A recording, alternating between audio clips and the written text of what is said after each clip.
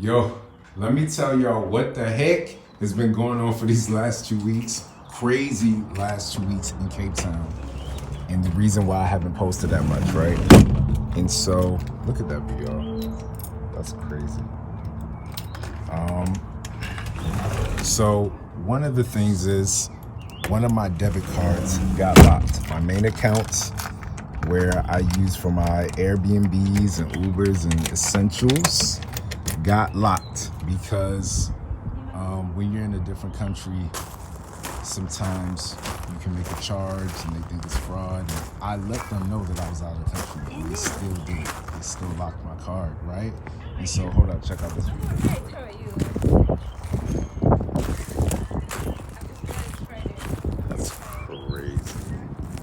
It's so long. And so, they locked my card. And I called, of course, my SIM card, my South African SIM card, I couldn't call out. And so I had to put my American SIM card in, figure it out. Then I finally get to them and they tell me I have to come in person. I have to be there in person to unlock my account. I'm like, what do you mean I have to be here in person? Like, you locked my account and I'm in a different country. You don't make me kick your ass, bro. Want me to go Kanye one of these things. Look at this, y'all. That is a beautiful ass view. Jesus Christ. Hold up. So I'm like, what do you mean it's gonna be 2 weeks and I gotta come in person, right? Like, that's crazy. Y'all locked my card and I'm in a different country. And so I don't play that. I did what I had to do. They wanted me to get a piece of paper, write a handwritten letter, show my ID. They wanted a blood sample, a semen sample, everything. They wanted everything. And so I gave them what they needed, and I had to keep calling back every day. The date that they told me that it would be done by, it wasn't done by that date. And so I had to call them and harass them on the date that they told me. And it just was ridiculous. It's like, yo, what do you do? Or what does the average person do if you get locked out of your account and you're in a different country? Like, you know how that feels, how humiliating it feels, how, scared someone could be. Like, yo, like, I ain't got no bread. Now, luckily, I have another account, which is connected to my crypto. And so that is for emergency savings, all that stuff, investing, trading. And so I took and liquidated some of that. And luckily, that is sufficient. You know what I mean? If I needed it, I can use it and it's going to cover wherever I need it for. But I'm not supposed to be touching that. And so it was worrisome to me because I'm like, yo, I saved and invested. If I have to start running through this, and it's more so through discipline that I just said I wouldn't touch it. And if I don't get my card back, I'm like, yo, if I don't get my card back while I'm here for the rest of my trip, I know me. I'll blow more bread than I should. I'll put it like that. And so I'm like, man, you can't do this. You discipline yourself for the last 3-4 years to like stack and invest and do what you got to do. And so finally, I got access to my main bank account today. They actually finally gave me access back. Damn, I left my other phone at the house. They finally gave me access back. And so a brother can breathe a little bit. But in the interim, I shot a lot of stuff. I shot something at a Black-owned vineyard by some amazing Zulu women. Shout out to Tandiwe and her mama, Uma. And so, that was really great to connect with them. Look at this gun, skin to skin. And go on my daily walk, y'all. And so aside from that, boot camp is on the way. And might be out by the time I post this. Second to that is Hout Bay.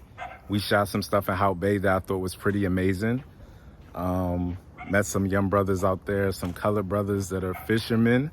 And so we had a great interview with them. And yeah, shout out to Annie and the team. Shout out to, who else, man? It's been stuff that's been happening, but it's more so been me finding a proper Airbnb that I like. I had one Airbnb where the water shut off for 2 days. So that was fun. And I had to use bottled water to take a shower. And so I got the true South African experience. My first experience was like load shedding, like something not working that I'm used to working all the time in the States. And so this time dealing with that, I was like, wow, that's crazy. Like no running water. What else? Another Airbnb canceled on me. Like I locked it in and I thought I had the place to stay. And then I didn't because they rejected my request. And so I had to go to the homie's house and chill there. And her and her husband made me braai and all that. That was really dope. And we kicked it. And then I finally found the spot. Look at these. So these are these turkeys or that South African gray bird?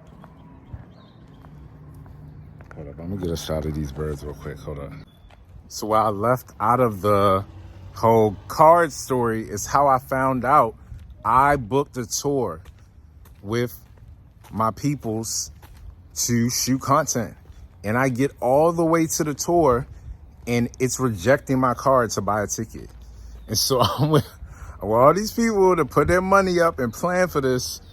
And that's how I found out. And so luckily, one of them covered me. And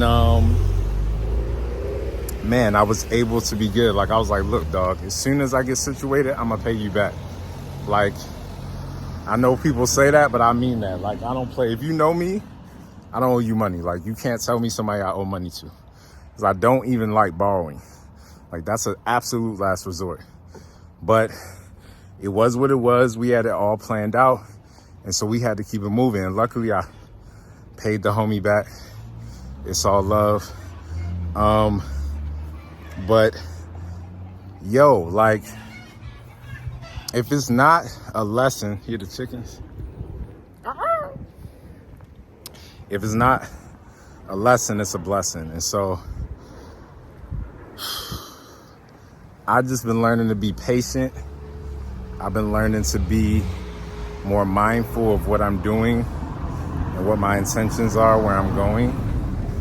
And I think my first 2 trips here were more fun and more being new to creating content. And so it was like really cool, right? Everything was cool and exciting. And then I say this trip is more like really, really dealing with what life would be like if I lived here long term. Like if water cuts off, if power is off, if you have a banking problem. I never had a banking problem out of the country, and I've been to several countries. Just having business mishaps, you know, people not keeping up with their word. But then I could say in the same breath that it's been the most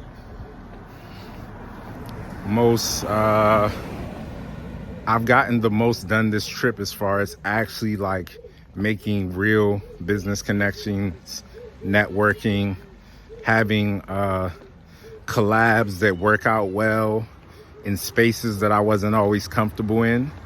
And so I will say that that's the difference for me.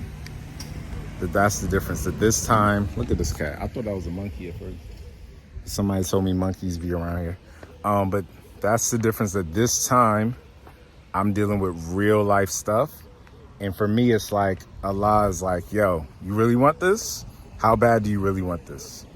You know what I mean? Like, I'm being challenged. It's like, it was all good at first, but let's see how bad you want this if you don't think you got no money. Let's see how bad you want this if, you know, you're not going to stay where you think you're going to stay all the time, and everything's not going to be convenient and smooth, and everybody's not going to be your best friend. You know, even me coming here from Joburg, like all my friends in Joburg, it took me out my element of like, damn, I don't even know nobody if something happened. And so just being in a space of uncomfortability, they say when God takes you out your comfort zone, like it's for reasons to make you stronger. And so I am appreciating the journey. I have appreciated the journey. I will continue to appreciate the journey. And so thanks for rocking with me. Till next time, peace from Khalees.